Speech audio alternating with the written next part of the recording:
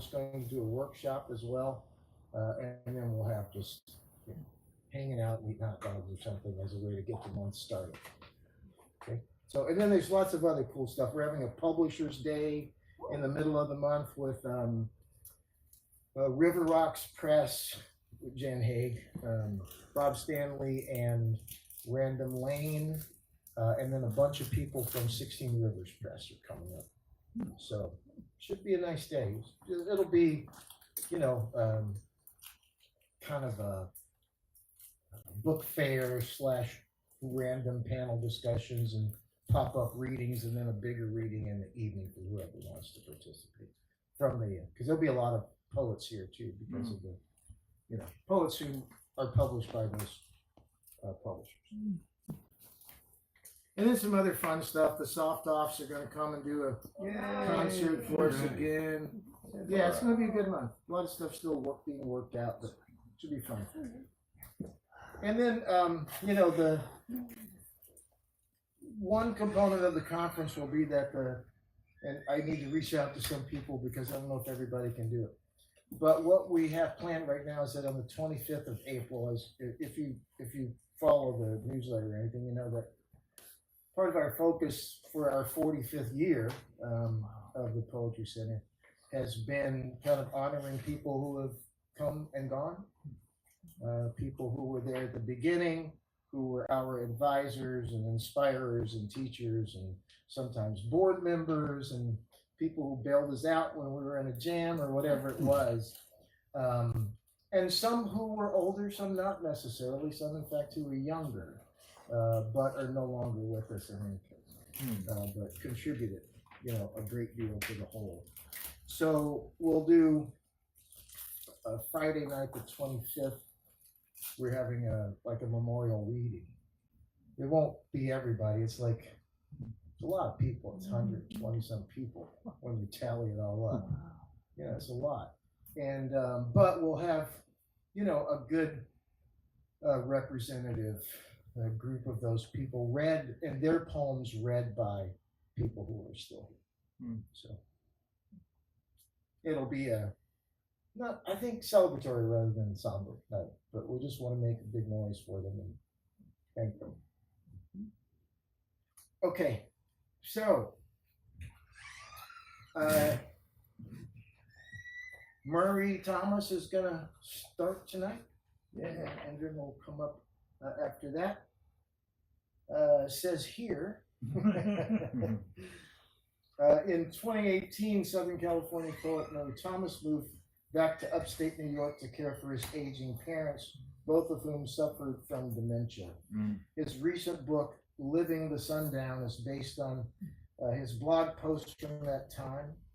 It tells the story with compassion and humor and dives deeply into the gritty details of such a responsibility, showing how it is both challenging and rewarding. Anyone who has been, or anticipates being in a similar situation will find the book informative, relatable, and moving. For 30 years, Murray Thomas was an active participant in the Southern California poetry scene as a writer, performer, reading host, promoter, editor, and publisher. He has 4 published books, Cows on the Freeway, My Kidney Just Arrived, which are both full-length poetry collections and paper shredders, and news clips and ego trips, anthologies of others' writings. He's also published several chapbooks, and his poetry has appeared in numerous anthologies. So please welcome Murray Thomas. Yeah.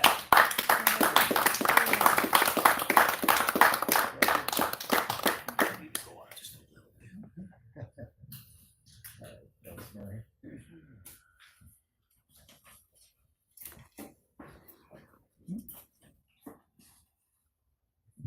Good evening. Good evening. Just dive right into it. This first one is called I Don't Need Tattoos, I Have Scars. Yeah. 1, they permanently mark your skin. A friend gave me a therapeutic massage. Before she started, she gave me a diagram of the body and asked me to mark where all my scars were. I have so many I forgot a few. What about this one? She asked, pointing to my arm. When she was done, she said, with all the trauma your body has been through, I'm surprised you aren't in constant pain. 2, they hurt when you get them.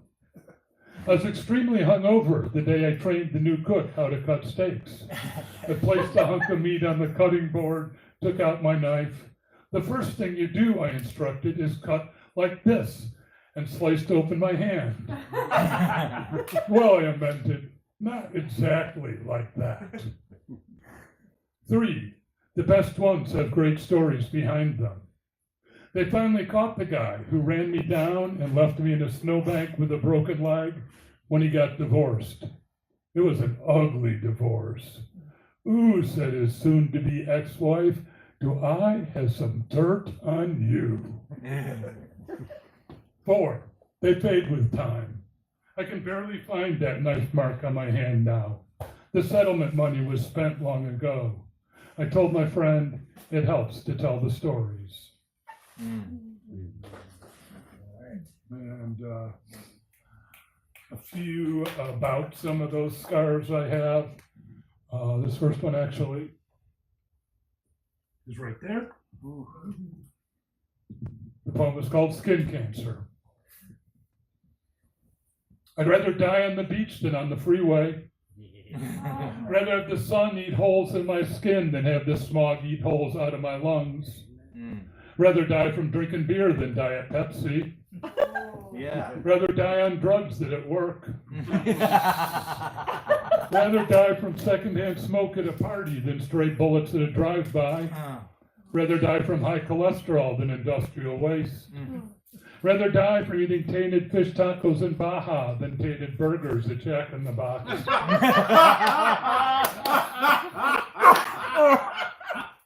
Rather die on a jet to Jamaica than on a bus to Cleveland.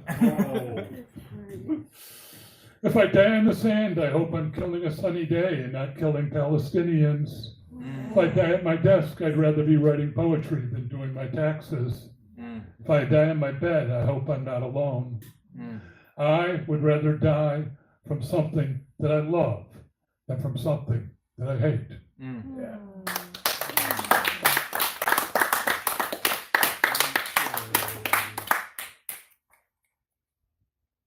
And where are you? You are right there.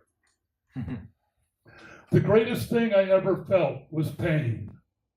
One particular pain, ragged in my leg, welcomed in my mind, coming as it did after the thump of fender and a flight through darkness.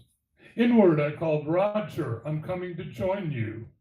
Roger being a friend who had died a month previous under almost identical circumstances. A blizzard, a stalled car, headlights raging down the hidden highway. But then I lay in the snow and my leg hurt with overwhelming pain. And I screamed for joy because pain meant life. But nothing lasts, and pain quickly became pain and stayed pain while the ambulance crawled through the snow and the doctors prepped and the nurses shot me repeatedly with ineffective morphine until finally they shot sodium pentothal and I welcomed the oblivion flowing up my arm. Thank you. The title of this poem, which is also the first line, is a direct quote. Your kidney just arrived at LAX, the doctor told me as I lay in pre-op prep. I envisioned a special chartered flight, an entire airplane filled with organs. Hearts with little heart-shaped carry-ons. They always watch the in-flight movie and cry all the way through. Livers splurging on one last drink. They don't think they'll be allowed where they're going. The lungs are the spot where the oxygen masks drop. The corneas stare out at the passing countryside. They always get a window seat. And the gallbladder always gets in line before his seat is called. And the spleens, they're complaining about security, about the length of the flight, about the lack of leg room, even though they have no legs.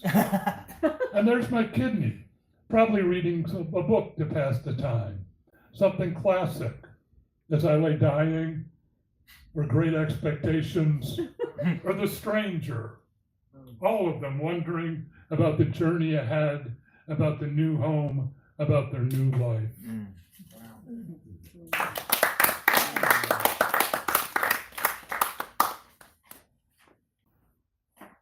So I have seen a lot of doctors in my life, and this is a little incident from one of those visits. In the doctor's waiting room, Jerry Springer cuts to a commercial. A professional-looking blonde talks about health insurance. A lingering bit of closed captioning declares, "Stupid whore." True story.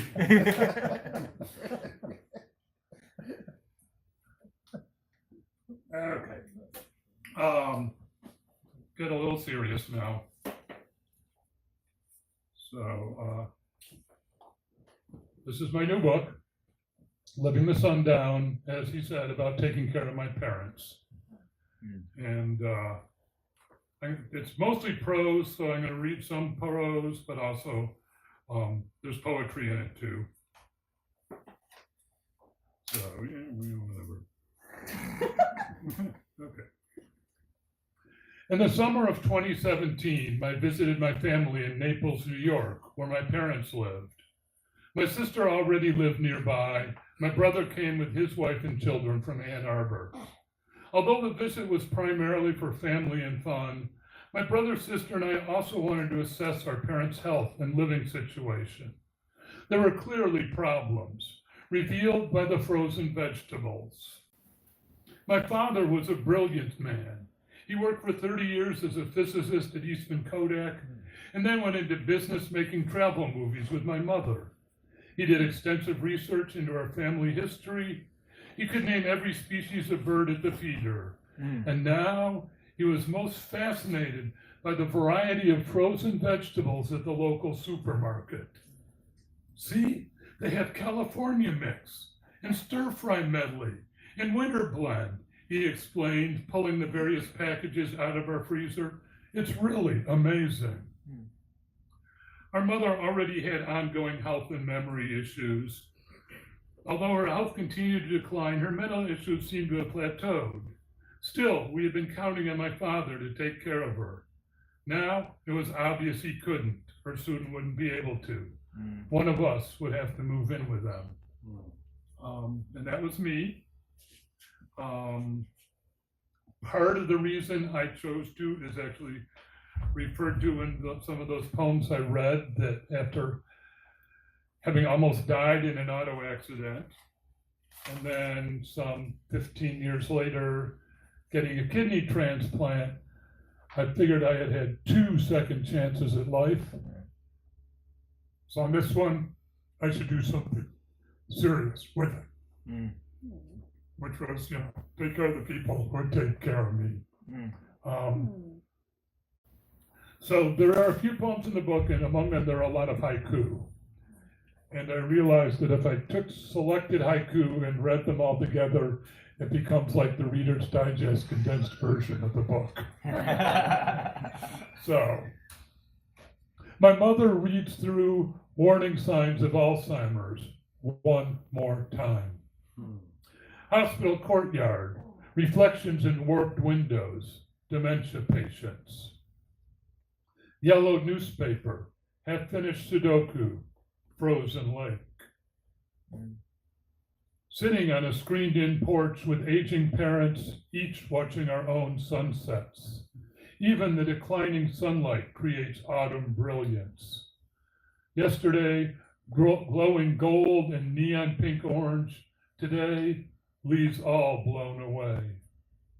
Landscape sketches, her artistic incarnation buried in a notebook. She wants to go home, but home is not a where, it's a when. Vultures soar over the field for 3 days, home hospice care. Her final words were, if you ignore yes and no, beautiful blue sky. A scarf she knitted. I can see those colors around her neck, now in a thrift store. Scattering ashes combined in a metal can, together again.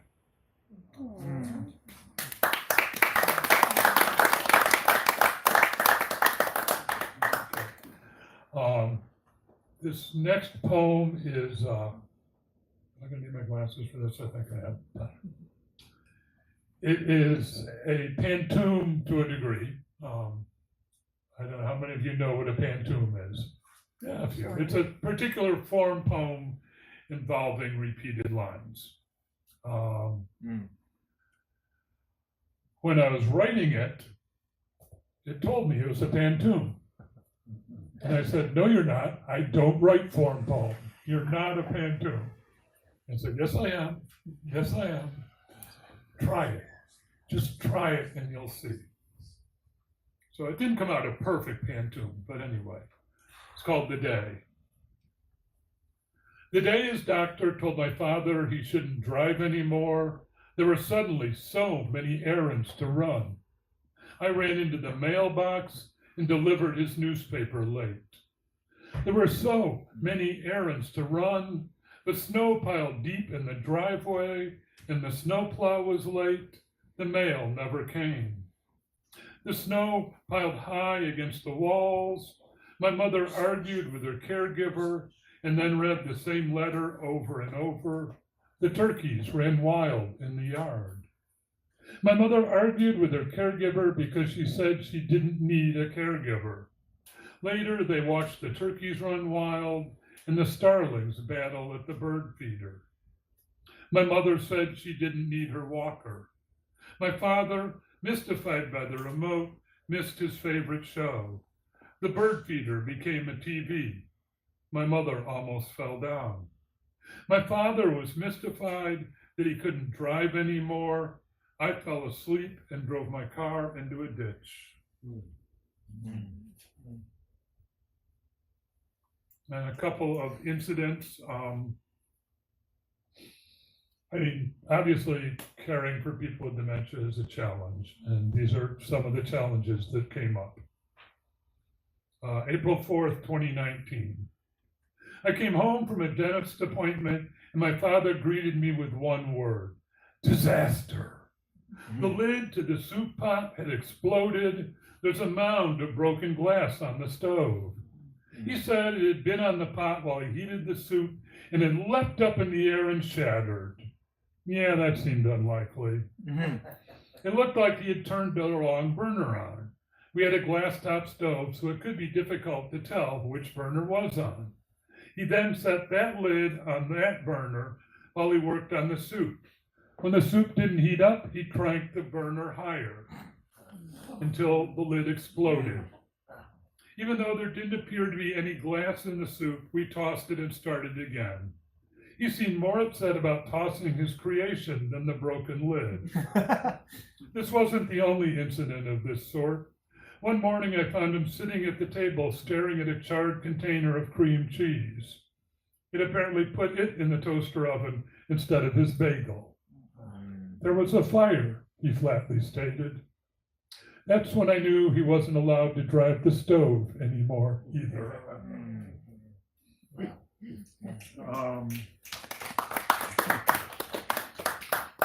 This is October 20th, 2020. Dino, my parents' longtime hairdresser, took advantage of COVID to retire. When they conceivably could have gotten haircuts after the lockdown, he was no longer available. My mother started complaining regularly about her hair. So one of the aides set up an appointment with her own hairdresser in Canandaigua. My mother was excited about that, happy she was finally going to get her hair cut. Come the morning of the haircut, she didn't want to go, refused to even get out of bed. We argued with her for an hour, but no use. That night, when the aide put her to bed, she complained, I was supposed to get my hair cut today. The aide asked what had happened. They called me last minute and canceled. Yes. And just another one. Okay. And my mother had arthritis and osteoporosis and scoliosis, and she was basically in pain all the time. But it could be really hard to tell how much pain. Sometimes she'd just like scream and yell about it.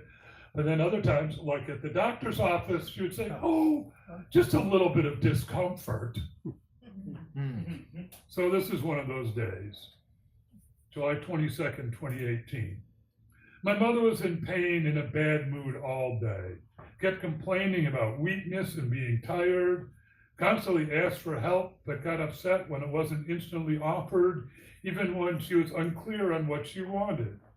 Came to a climax when she wanted to go to bed, but didn't have the strength to get out of her chair. I put her in her wheelchair and pushed her into the bedroom. Half an hour later, she trotted back into the kitchen looking for a cookie. Okay, how are we doing here? Okay.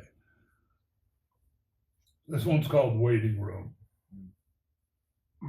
The silence is a forest of bare trees.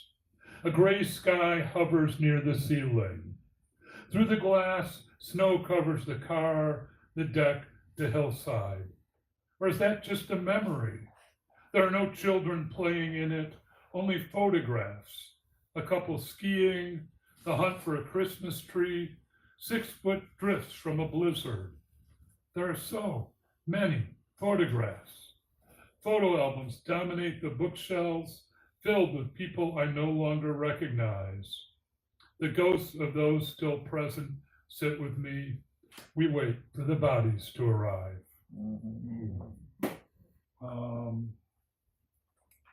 Okay. Just a couple more. So this is an older poem of mine, but I read it at my mother's memorial. It's called Fairy Rings. Young feet do not notice a small blue mushroom in the middle of the trail, trampled into the dirt as we rush off to swim, to climb, to the other hurried pleasures of 10 years old. My mother, trailing behind us, mushroom book in hand, stops, scans from the broken fungus to the woods around, calls us back, points out another mushroom beside the trail, and another, a ring of mushrooms in the woods, a fairy ring, she calls it. After the rain, she explains, this mushroom, Lactarius indigo, sprouts in a perfect pale blue circle. In this way, she introduces us to the wonders which lie underfoot and just off the trail. She cannot halt our rush to play, to grow, to the future. But after this, at that bend in the trail, we will slow down, if just for a moment.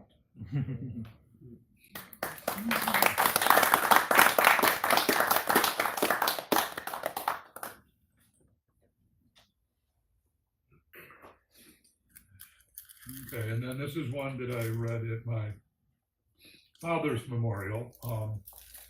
My father was a big bird watcher, as I mentioned, even though by the end he couldn't tell a sparrow from a robin from a hawk. Yeah, and then they were just birds, if he was lucky to remember that. This is actually written for someone else, but okay. Bolsa Chica is a nature preserve in Huntington Beach, California, which is famous for bird watching. A friend passes away while I'm bird watching in Bolsa Chica. To birds, time is a circle. The day comes around again, the same pattern of light, the same cycle of fish, fly, sleep. The year loops in the western grebe, the pintail duck, and the coot return to the wetlands. To humans, time is a line, like the solid silver horizon. It starts by the shore, over there, and ends with a poet's final fading breath this sunny morning. To the water, time is a vibration. The ebb and flow of its tides, mere ripples on its eternal, shimmering surface. The ocean spreads out infinite before us. The pelicans soar over it. The humans watch. And to the spirit, Does it know that eternal surface? Does it know a space outside of time? A space where eternity is not just all time, but no time at all. The birds circle, the ocean shimmers. I walk straight back to my car. And I will close with a request for my host, Mike. And this will also bring the mood up. There's been pretty heavy stuff in there, so hopefully this will cheer you all up. It's the title poem of my first book, Cows on the Freeway. Cows spilled all over the freeway by another amusing anecdote on the traffic report.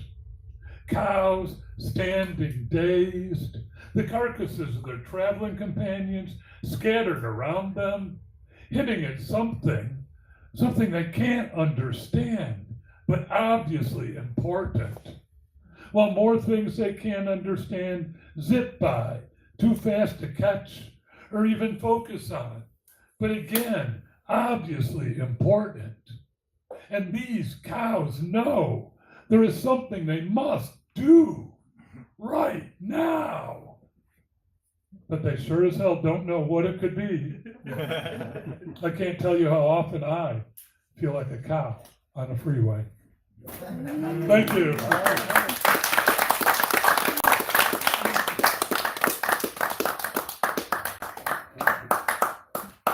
Thank you, Murray Thomas. Yeah.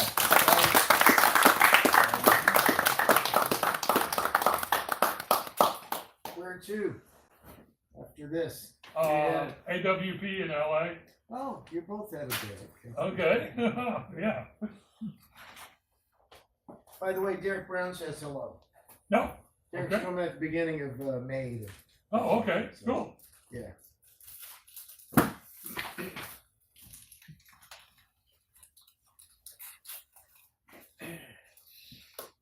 Okay, moving on. Poet, essayist, and translator, Indran Amirthanayagam. Very good. I'm done. Good night. Way to go. Come back. All week I've been going. Most of the Okay, that guy was born in Colombo, Ceylon, now Sri Lanka. He was raised in Sri Lanka, London, and Honolulu. He has authored numerous poetry collections, including The Elephants of Reckoning, Ceylon R.I.P., The Splintered Face, and about a dozen others that are all back on the table, waiting for you to buy them. He writes, translates, and publishes poetry and essays in English, Spanish, French, Portuguese, and Haitian Creole. Wow. In a review of The Splintered Face, Jennifer Garland described how his poems achieve a devastating intimacy that necessarily dissolves the separation between countries and peoples. His rhyme and cadence are gentle and disarming, and the muscle of his poetry lies in his initial passivity, mimicking the helplessness of both the living dead and the simply living. He will show you how he does that right now. Please welcome Indran.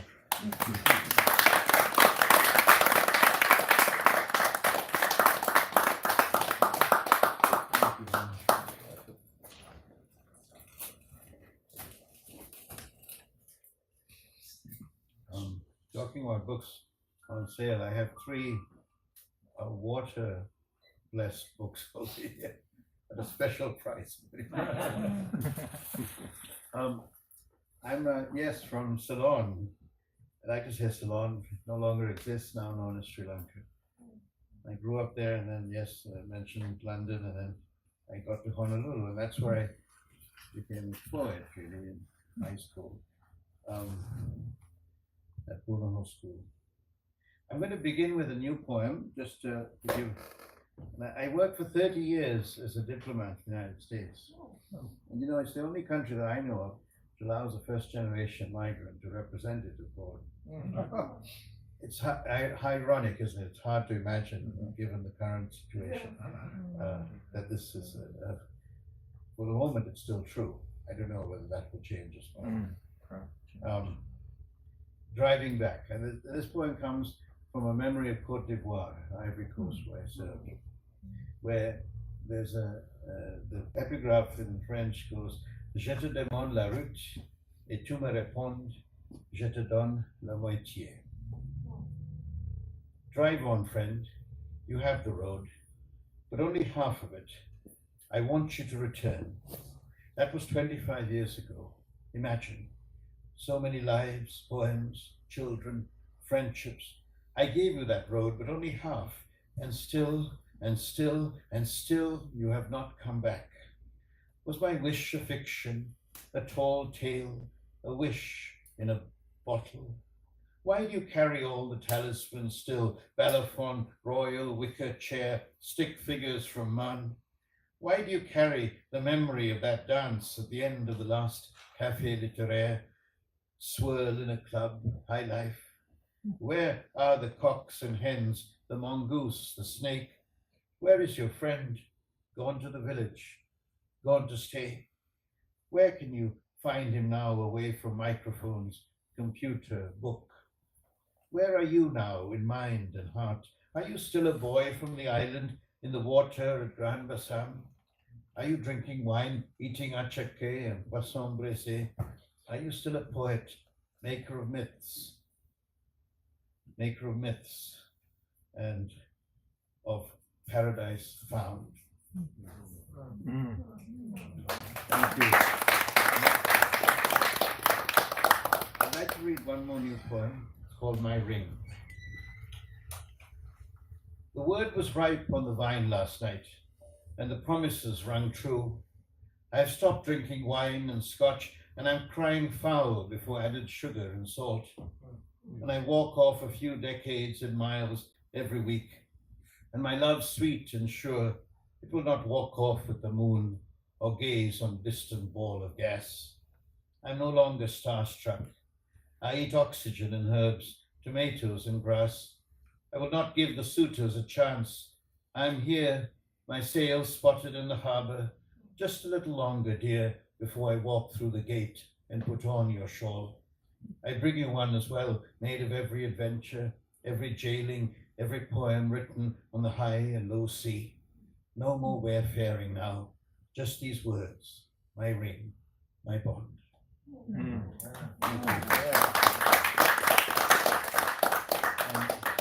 Yeah, we all live with our mothers and our fathers and the decline sometimes and the honor of caring for them in their last years. My mother passed away in January of 2024. And as I was listening to your poems, I was thinking of these own poems that I've also written about similar experiences. Mother, this is from the new book, Seer, which began, the original title was The Seared Eye. I was thinking of the COVID eye and the searing that takes place, the sort of searing shut. But then it became seer in the editing process, and that's fine. I think seer is a nice, handy, easy word. So this first poem from the book I'll read is called Mother in Tongues. Mother has gone back to the kitchen where she needs 2 pounds of cardamom, a cup of cloves. She will make love cake again. This is Christmas in January, and she is visiting her daughter in California. Where are you, Mummy? In Templeton. Who am I? Indran.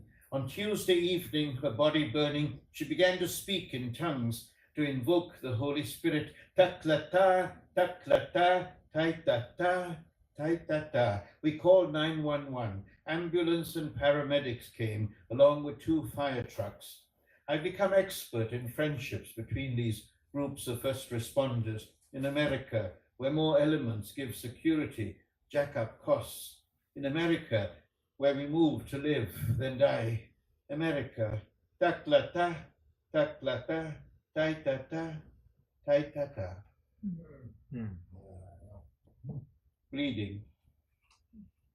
You realize that for every hour and day you do not reply, I turn to the screen and write and write. You complain I've gone mad, composing 4, 5, or half a dozen poems after dawn breaks and the light reveals.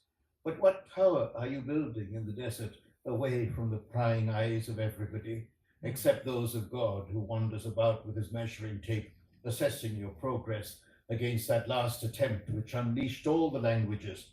Your silence is not golden. I am at a loss, thinking without recourse of my mother, who is brushing her tongue until it bleeds, although at least she listens to my scream.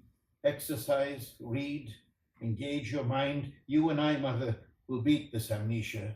This is our special gift, to stop the decline, to write, even if nobody replies.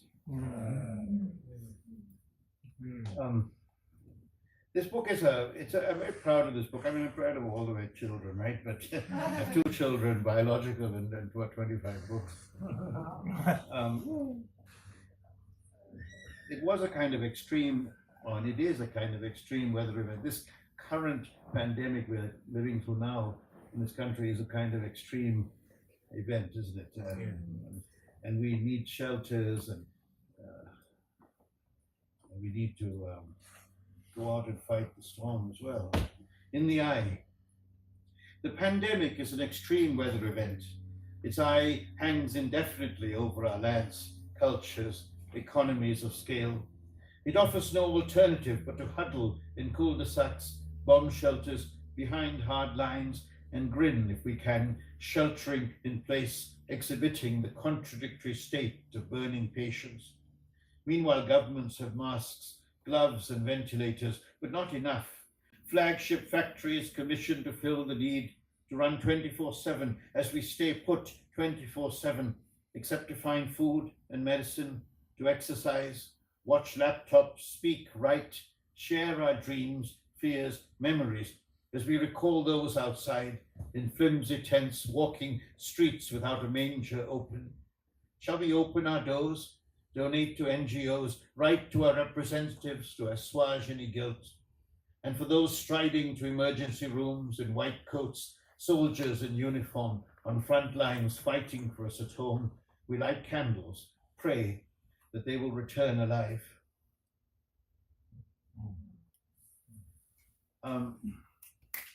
Thank you. I heard someone mention this book, and I'm very proud of this book, though it's a kind of a dated, or is it a dated book? I wrote it and it was published in 2020. We raised money with this book, actually, as part of a campaign to support the Democrats and Biden in that campaign against the tyrant then. And of course, we did win that election.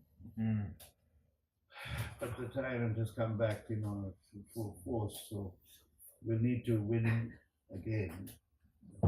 Perhaps,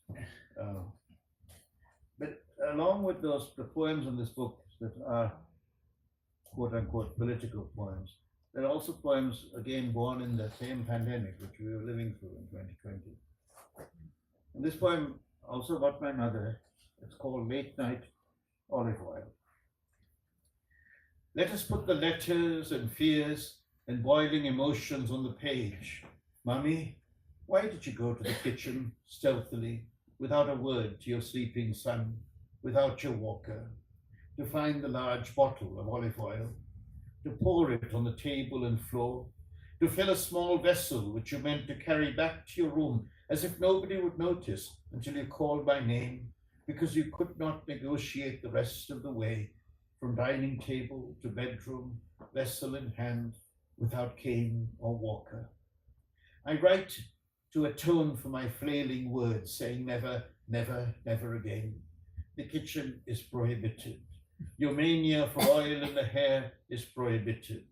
The stealthy, mischievous, childish, truant foray into the darkness with a torch in hand, which you forgot on the countertop, all of this is prohibited.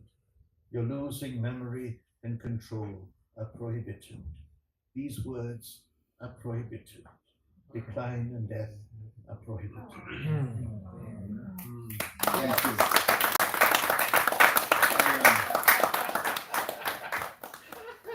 Are there any Spanish speakers in the room? Would you like to hear a poem in Spanish from the new book? Oh, this one, El Bosque the deleites fratricidas, which could translate, I suppose, as the forest of fratricidal delights. Very Boschian title.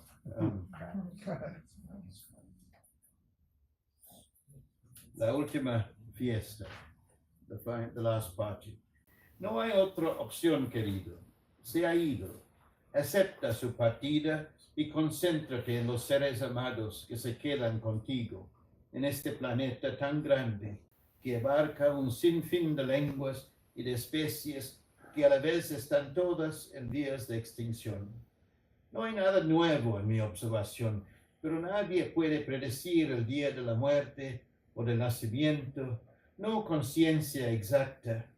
Y nadie puede decir por qué en esta mañana soleada de primavera, con los últimos cerezos rosados todavía en flor, y los conejos bailando en el pasto, y mi sangre templada por su fluir ininterrumpido, y con cierta calma en mi alma, veo de nuevo el camino, con ganas de seguir sabiendo, aun cuando en el momento menos esperado me iré también a la fiesta imaginada. No tenemos más de Dios que este último encuentro donde mi amigo me espera. So la fiesta imaginada.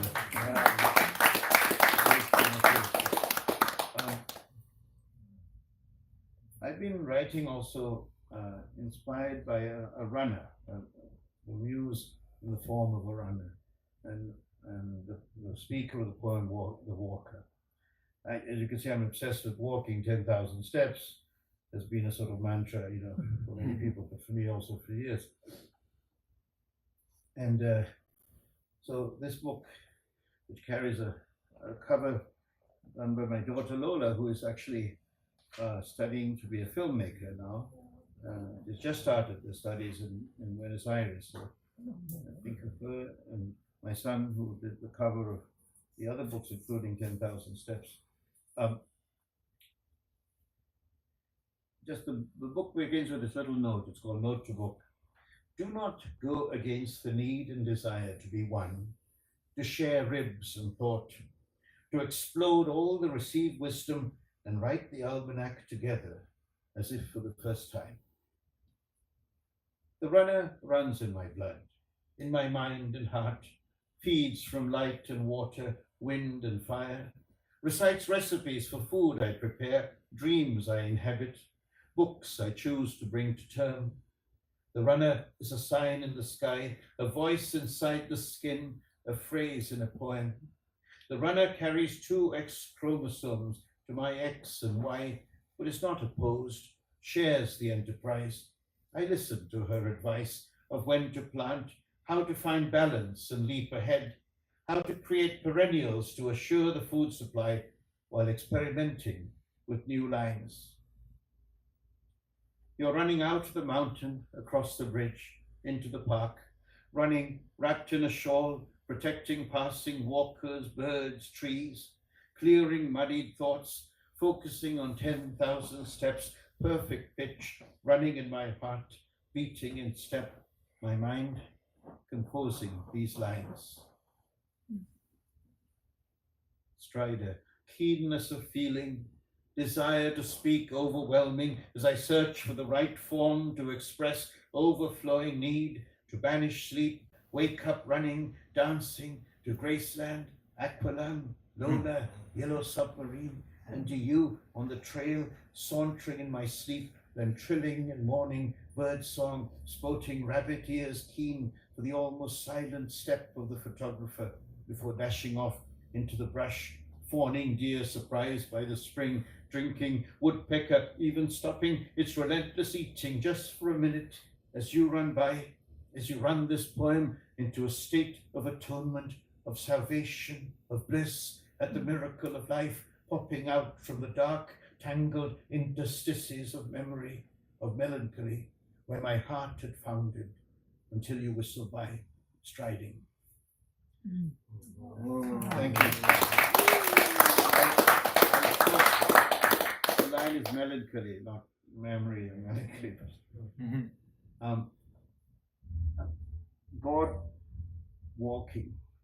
You know, I was thinking, what are the big subjects one writes about? I love war and God somehow, you know, exile, migration. I have a book called The Migrant States, which was my sort of attempt to write a book about America. The America that is in my heart and mind and memory, not the America that I see coming out of the television set, you know, this quarter line, Allen Ginsberg's. But we need an Allen Ginsberg like resistance and revolution poem now. God walking. You think God does not exist, or if he does, that he has gone missing. I tell you, you are wrong. I tell you, God is walking towards me now. This morning I saw him wearing white, my son arriving at National Airport, my mother dressed to the nines in green batik blouse, green pantsuit, walking out of the house with a cane. No more Walker, not today. And my son said, she looked good, she's on the mend. Imagine that, after finding her just 2 weeks back, slouched on a chair, hot water lashing her from the shower. And a helper thought she had died. We used smelling salts and we dragged her out of that sleep. We're not sleeping now. Soon we will let the cane go flying. Soon we will say to the woman running out of the city along Rock Creek Trail and on the path in front of our house, good afternoon, welcome home. Thank you. I read just, you know, I mean, if you get this book, I will sign it. Let us keep running. Yeah, that's what I'm telling you in advance. Guide. The runner runs in my blood, sees the road and trees and passing birds through my eyes. The runner beats a drum pulsing in my veins, feeds me intravenously. The runner speaks without speaking, cries in silence, laughs in cascades of flooding waters. And I'm swimming, rolling, and nothing will stop me from reaching the ocean of being, to swim for a last time across to the country without a hat. But the runner is pulling me back. Not yet, she says. Right, keep running. You see the hat, I keep it snugly on my head. The country without a hat being the country where you go to after you leave the mortal coil and you shuffle it off. And in Haiti, at least, the belief is that. So the pays sans chapeau, the country without a hat. I feel like reciting another new poem, and then if you want to ask a question or two, I'll finish with this. Let me find, just by chance, I've been working on a series of poems,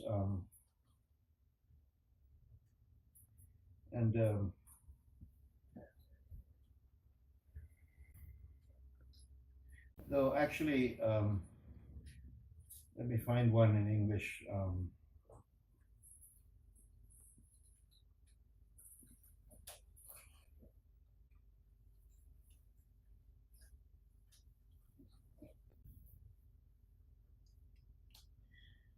Well, I'm not sure if this is it's a bit philosophical. I'll read the Spanish and then the English.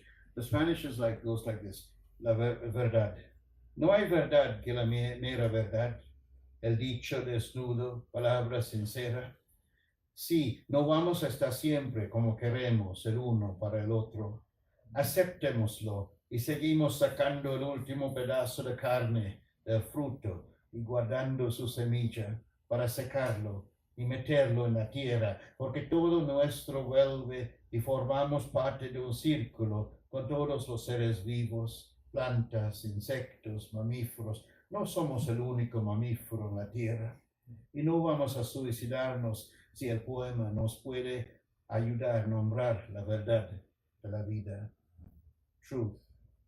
There is no truth but the mere truth, the naked saying, the sincere word. Yes, we won't always be as we wish for each other. Let's accept it and keep pulling out the fruit's last piece of flesh and saving its seed to dry it and put it in the ground. Because we come back, we form part of a circle with all living beings, plants, insects, mammals. We're not the only mammal on earth, and we will not commit suicide if the poem can help us name life's truth. Thank you very much.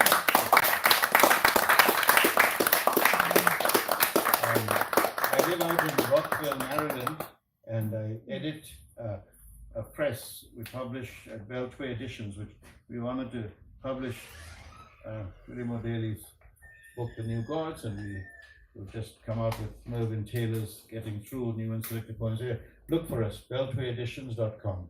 Small press, and forging ahead, running. I don't know if you want to do questions or we'll just. Sure, questions? Do you have any questions? Or Want to do that? both of us? Don't be shy. What Yes. made you start running? What made you start running in your life? Well, I was running involuntarily right from the beginning because my parents moved from the island and I was 8 years old. I didn't have a choice in that particular movement. But we're Tamils from Sri Lanka, so we've had to move, pack our bags and move because of the uncivil war, but that's there. But I'm running towards something now.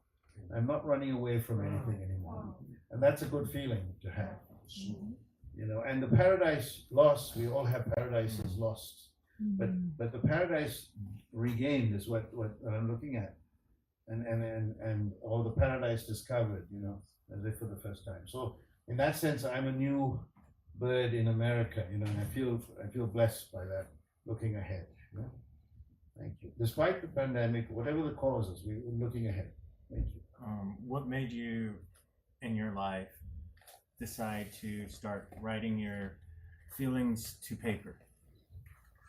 When I was 14, I got to the United States, to Honolulu, and my father was a poet, so I had that model at home, and so that helped a lot. And then he wrote a poem about Western man and Eastern man, and that was the subject.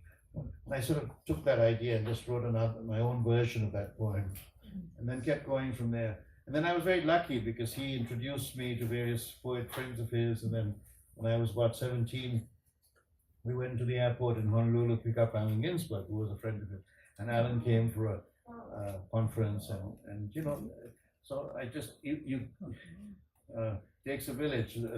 Same for poets, right? You grow up with poets, and poets help each other, and they pick you up and teach you things.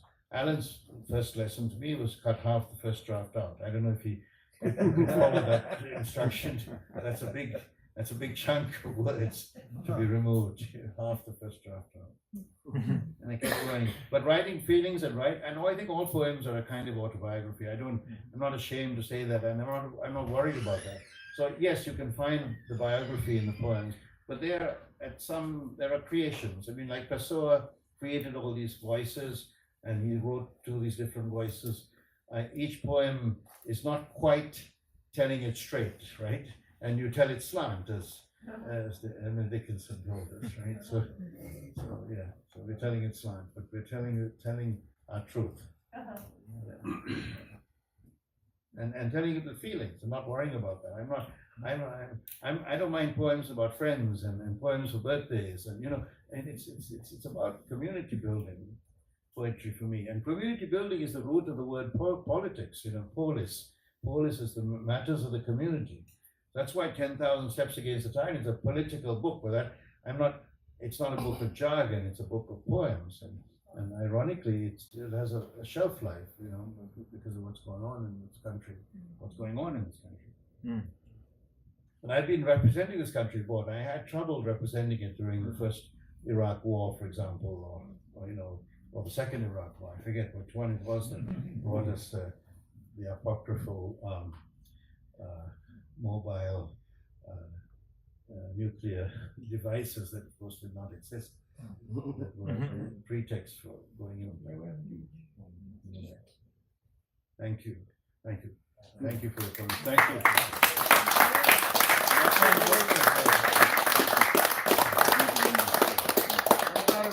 Both Murray and Indran for wonderful reading.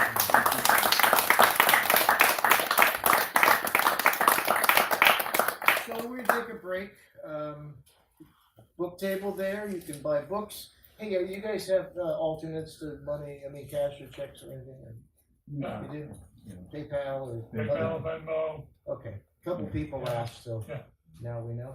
Okay, so we'll take a break, come back in a few minutes with the open mic, and Insa will tell you the rules for that tonight, which are much more lenient than mine, so it's good to have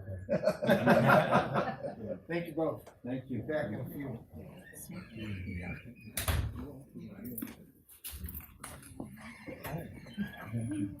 I met you on Zoom for the Revolutionary Parts Brigade. Oh, yes, yes. Terrific job, Mark. Oh, yes, And you are as well.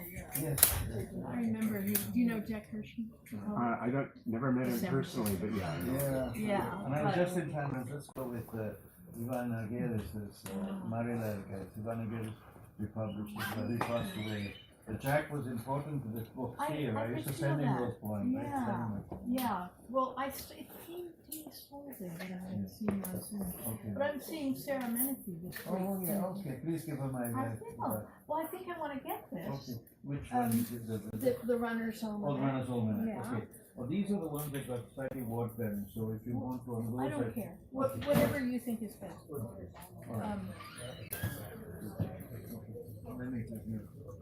It Oh, doesn't, this one is good. it This doesn't one. matter. Oh, there's still that. Huh? Sorry, this one, yeah. This one is good. All right.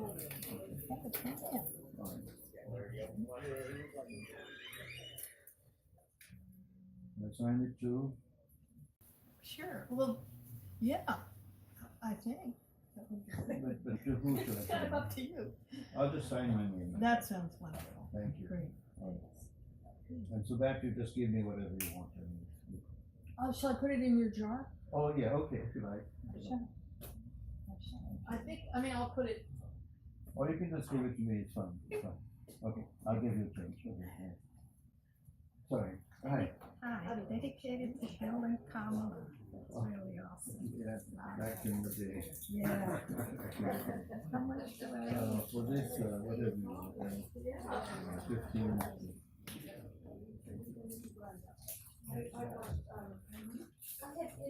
15. I'll put it back into the press. Uh-huh. This is good. Okay, all right. Yeah. Then how should I? Can you just use the please?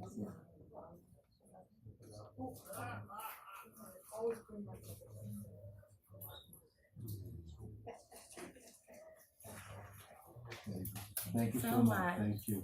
Thank you. Yeah. I just want to give you a People's Tribune, Thank you. and it has a poem by Sarah on the inside.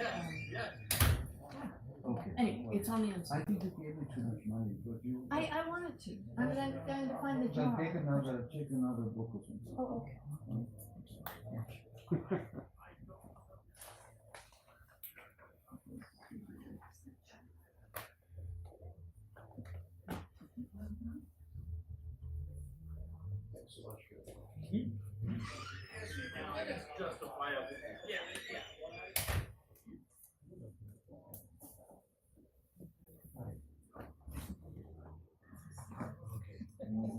That's very much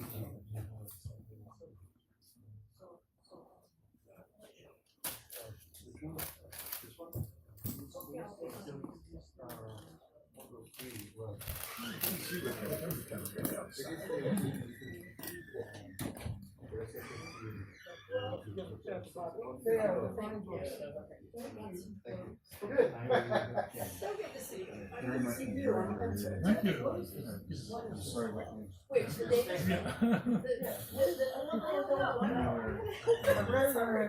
I'm sorry. What? I know, and I did, I wrote There's an no email sign sort of right as I was Yeah. sobbing. Oh, it doesn't matter. Yeah. Yeah, well, I didn't You always know. thought you said something said without information. Yes, yeah. Well, that didn't help either. I don't either. They just have, I just met one of them who's a beekeeper, and they're poets, they're just but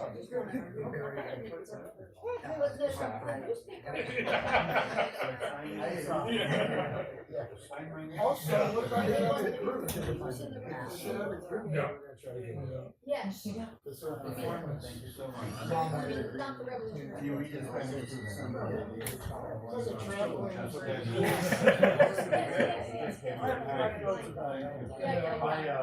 Both my parents were on the body. They were like science.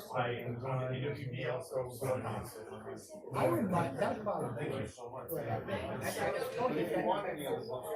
Can you? We'll have to do some sort of email version and grab them by the.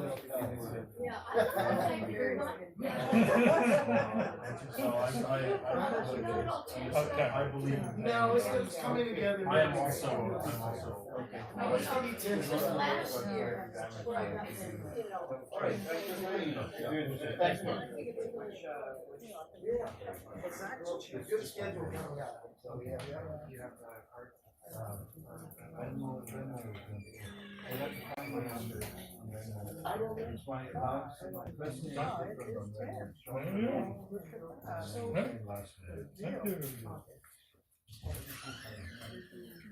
Thank you. I would like to buy a book from you, but I am also going to AWP. Okay. Association of Writing Professionals. It's like a big conference for academic literary. No, not all of us. Some, so. Oh, yeah. Just a minute, okay. To eBay user.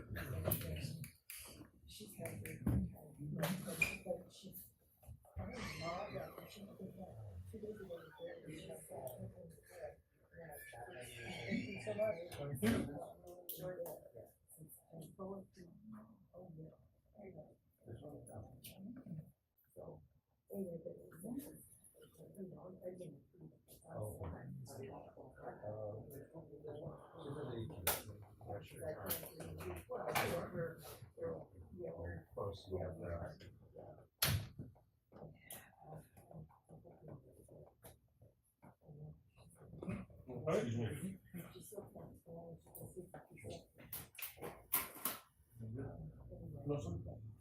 Thank you.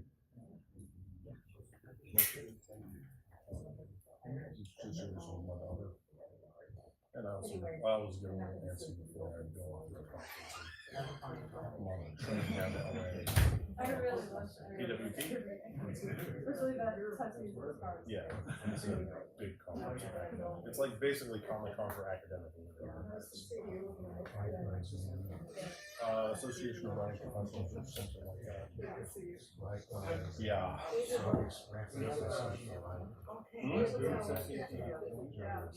No, you can just go.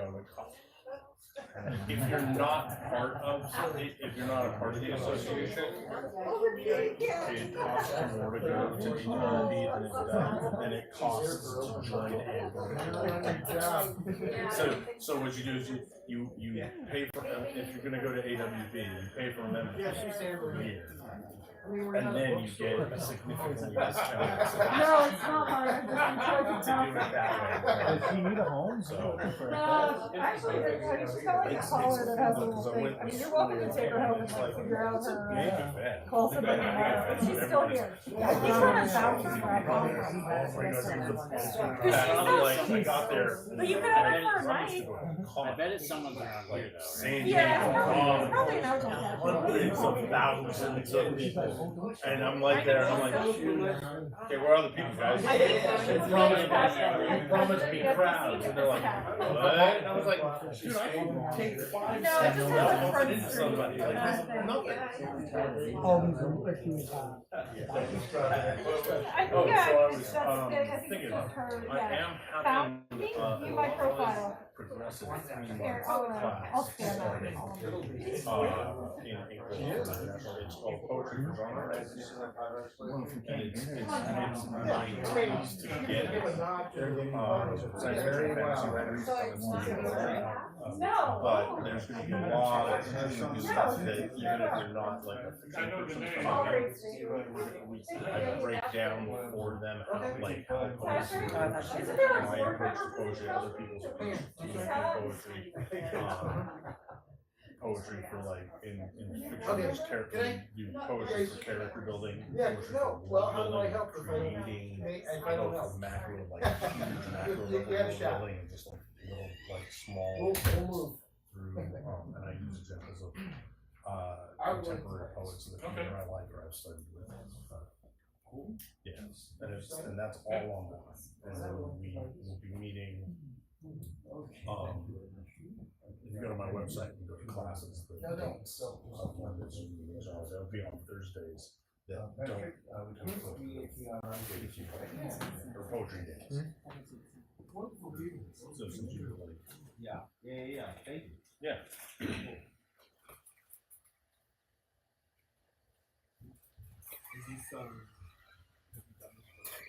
I have done it as I've done it as 1 day.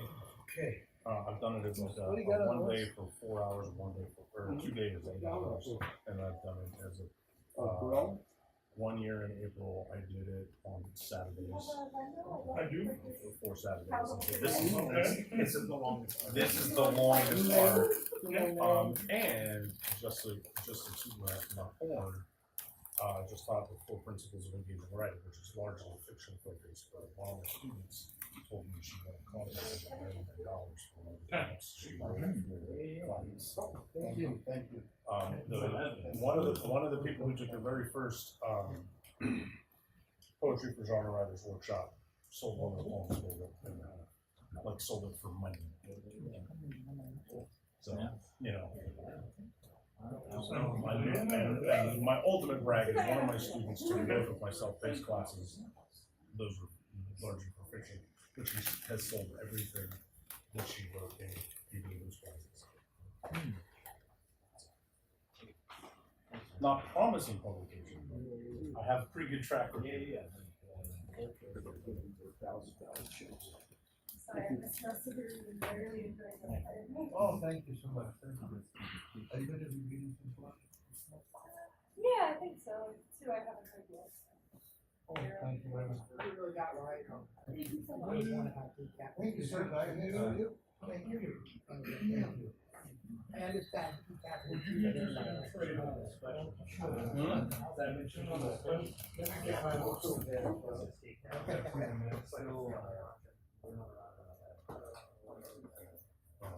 Okay.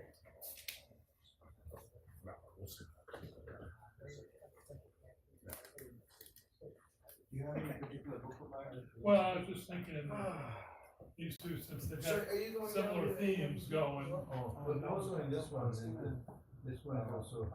Okay. Okay. Thank you. This is the new one? Yep. Oh, no, wait, this is a book of poems or? It's mostly prose. But it has- I'd rather have. it has Okay. Okay. Why don't we change this one for? Okay. There's not a hard stop time, so it's like if you've got it. If you've got Okay, a this hard one- stop time. This is the more humorous one. Stop in the class versus Like it's cheap. So it's a different series. Okay. This is my favorite. I didn't wanna go. And it's not every Thursday. Those things. Every other Thursday. For Every other Thursday. yeah. Ish. Because in one of the months I don't know that there it has I've been those ones I did like. Thursday, so we'll I also haven't do even heard of because when Why is it people like here? And you don't have regulars. I used to go down and I went after, it's like, you know, there was some. we should have talked about that Yeah. that'd be cool to have it.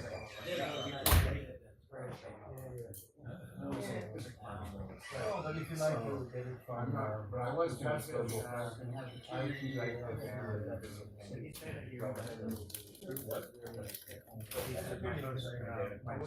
No, that's not me. No, Mike? I am never a Mike. I would do that. Just say, we'll never, hear that, That's Yeah. No, I know. Yeah. I was completely different. Easy or hard? It's It's split. Yeah, it's weird. One day, I was working.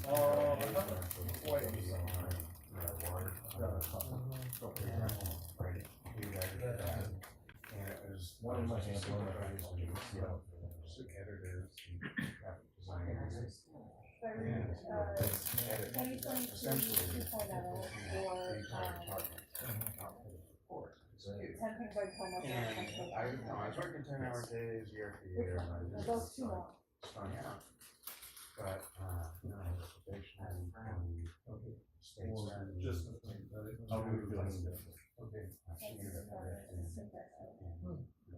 3 months. Huge amount, 3,400. Yeah, they're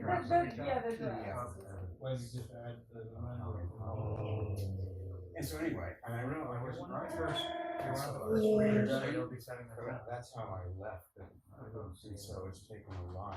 Yeah, okay, I think I'm gonna do. You know, deal with. This those David, patterns I read this one to David and it's now he's really talented. Okay. You know, I escaped to that. Yeah, there you go. That's what I was Yeah, gonna I'm do. working in the garden. Kind of I'm frustrating. trying to I was write. like, I could do this other poem. And so I'm still coming out of all of that, but it's gonna be good. It's gonna be good. Good, yeah. Yeah, it's an adjustment, but you know, when I first retired, I was like, great. I mean, really, that was my adjustment. Really? Nothing? Great. But you know, I had other stuff. I mean, I was never with that. I just had to throw the job right away. I wanted to throw the job. On behalf of Eternity. Oh, God. I don't do anything. Okay. I'm in. I love that part. Yeah. I love it. Yeah, and then a few years, 25. then the government gives you money. Very experienced. Yeah, you still money. And your social security. Huh? Your tax rate. That's right. That's right. And then 7 years. It's nothing to make any money?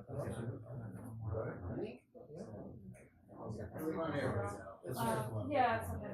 I had to use that line from the Meyer Lansing character in Godfather where he says, You don't have to promise. No, I want to. all that money under my bed, I don't know where that came from. Some of it's real. Yeah. Ready? Okay, we're gonna start the open mic now. You know how this will Listen carefully because orange don't play.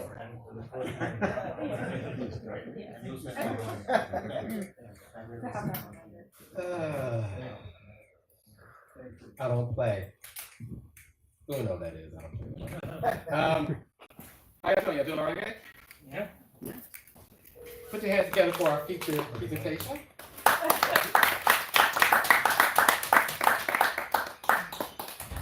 Yes, they were speaking Spanish and having all kinds of personal anecdotes. Very cool.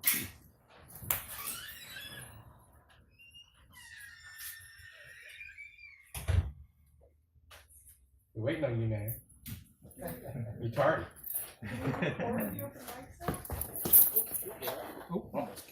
Watch that last Watch that first. That's like the third time I hit you. All right. Not good. The astronauts are back.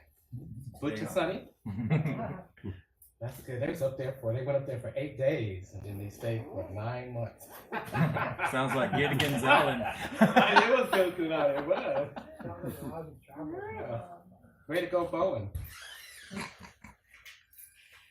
All right, so we're gonna do the open mic, and I guess we're gonna do one poem, and one poem 3 minutes, 3 minutes, one poem, and so anybody got any questions other than that? If it has a couple cuss words in it, is that okay? Or you want me to keep it Oh, the fouler the better. All right, it's not that bad though. Yeah. Okay. Yeah, we don't beef here. You can cuss a lot if the poem's good. Or you can cuss because your poem is so bad. Damn it!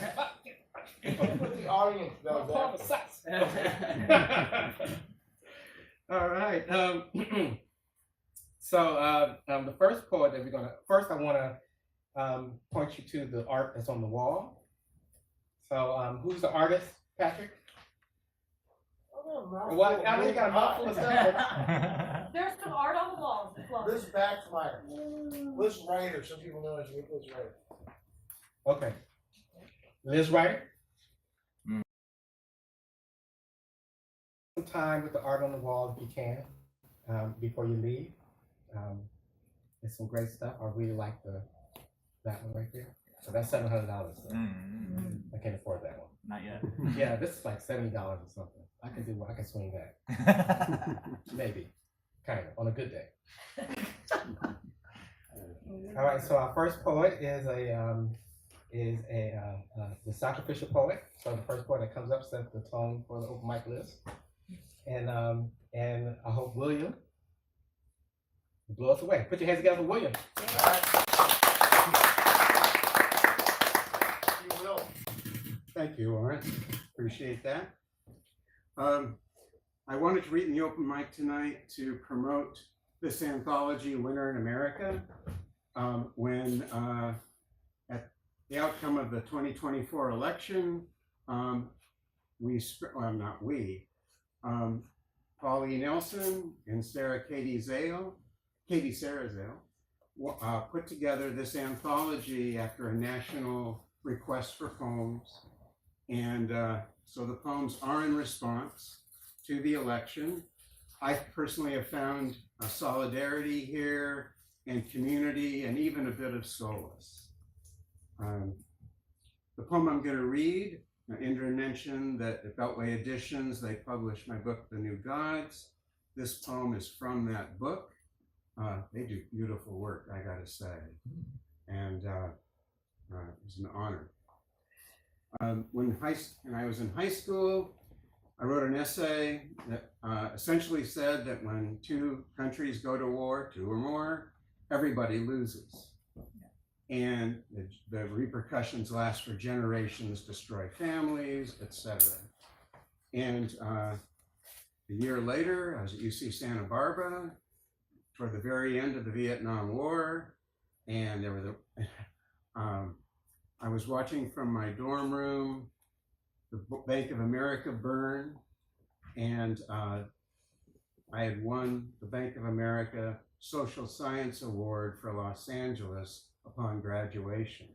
So there was that interesting dissonance. And at that point, after spending 3 days in jail for sitting in a park and peacefully protesting, saying nothing, 3 horrific days in jail.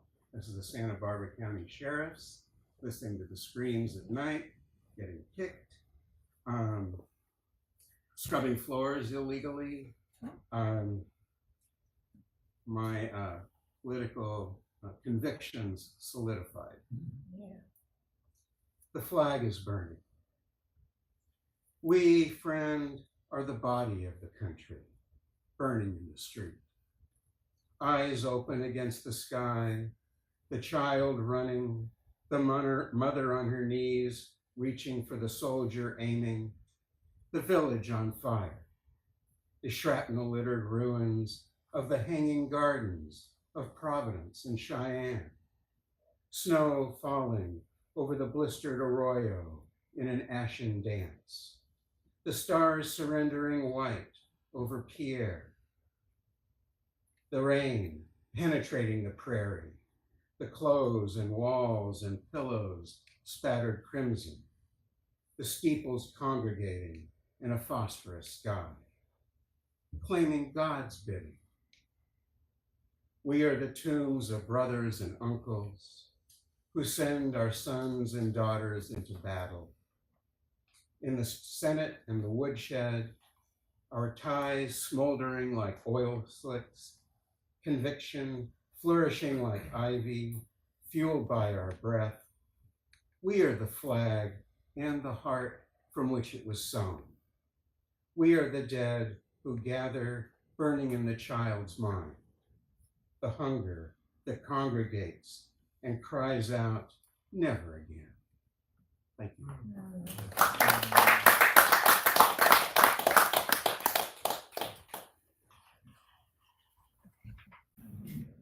Snap your fingers for William.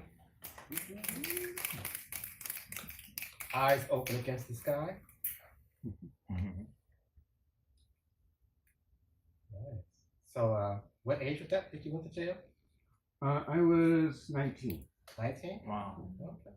Oh no, I was 18. Oh, wow. Yeah, 18. Okay. Nobody was looking at you sexually or anything? No, that was police my problem. Okay. In that jail for 3 days. You okay? Took 3 days to book us. Okay, all right, yeah. Because I went to jail before too, and they was like, "Woo, look at him." Okay. That's not fair. Yeah. At that time, I was like, "Ooh, okay." Next to the microphone is Diana.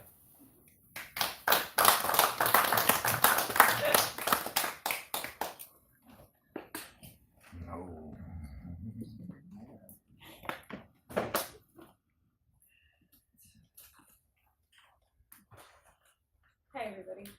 My name's Diana Rose. I was gonna read a different poem, but I had a conversation with Raj, and I thought I would read this that I've never read and I don't consider worth reading. That's awful. I hate whenever people like undercut that. Means it's gonna be your Oh, best good, piece Patrick, ever. you're recording it. It's called 10 Things I'd Tell Myself If I Could Go Back in Time to That Night in November. Okay. 1. He is never going to go to therapy. At least like the last one, not while yoked to you. Why would he bother to replace the eager convenience of your emotional placation? 2. He is never going to get a vasectomy. You will go and get the abdominal surgery out of spite and wake up freer than you have ever been. 3. He is never going to stop drinking and smoking weed every night. Let him. Let all of the substance-numb men who stumble your way do as they please with themselves. 4. He will say he will do all of these things when he sees the light behind your eyes flicker dim from oxygen starvation or your knuckles burn, itch to reach for the nearest door handle. Do not believe him. 6. Point yourself home to the barn of your body. 7. Someday the glass pane containing the open road will be hit by a beam of sunlight, and the fog of time will ease over the memory of your togetherness in an instant. The misty, varied foothills in the rear view will look less like the sage duvet cover he bought himself for your birthday, and more like complete solitude. 8. He's going to vacate the 3-bedroom in Rosemont. You won't know where he lives. You won't even wonder about it. Stop restacking the cracked vertebrae of your sanity around him, the chalk outlines of attempts to reconstruct your spine into something he wants. Will stay Chernobyl wood burnt to your walls longer than he can. Try to forgive yourself this. 9. Everything from meaty palms to delicate fingertips will grace your bare thighs. Some will make you swell up, split skin open from shock, and some will feel like newly erected tin roof leans will smell like home.